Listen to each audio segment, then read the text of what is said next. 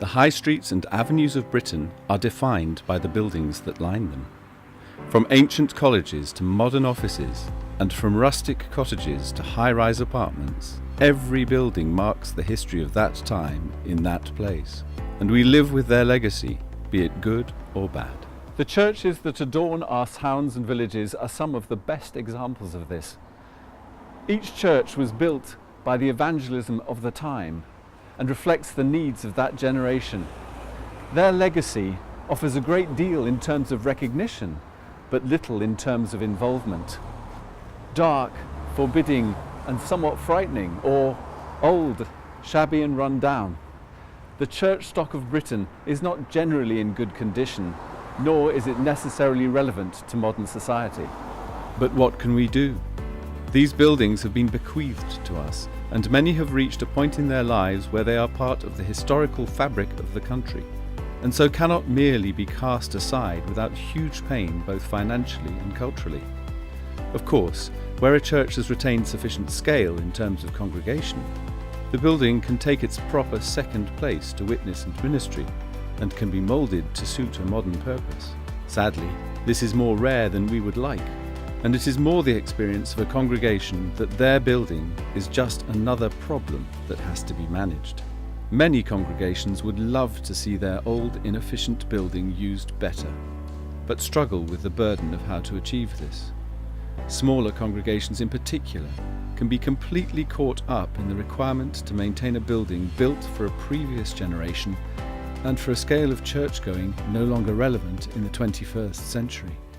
We're called to go into the world and to minister to our communities, that by such witness many may see the value of the gospel and be brought to faith. And yet here we are, trying to raise money to save the organ and organising repair teams to fix the roof. What if we could actually rebuild the building we worship in so that it reflects the needs of our generation and not the ones of those who built it? What if we could have an energy-efficient space in which to offer ministry to those around us so that this generation might just be affected for the better? B&R Developments was created to help a church in Chipping Norton do just that. They had been forced to abandon the church because it was unsafe. 200 years of witness in the town drew steadily to a halt.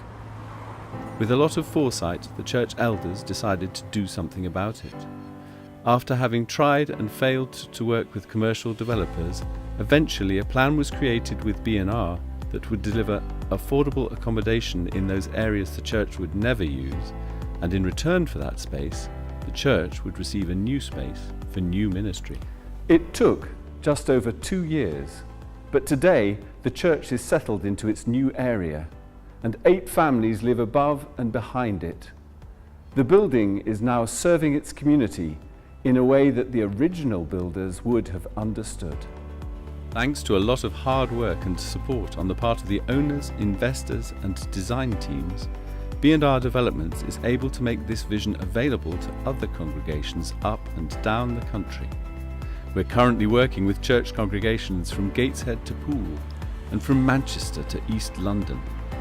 Each situation has unique challenges, but they all face the same basic question.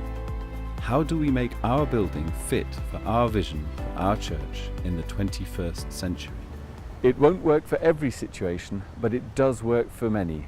And we are at the first stages of seeing it come to fruition at several places across the land. If you have a vision for your church, we would like to see how we might help you mould your building to be a platform for the gospel instead of a millstone to be managed. We aren't asking you to tear down your barns to build greater. We just believe that if we repurpose your barns to meet your church's vision, God's purposes might sooner come to pass.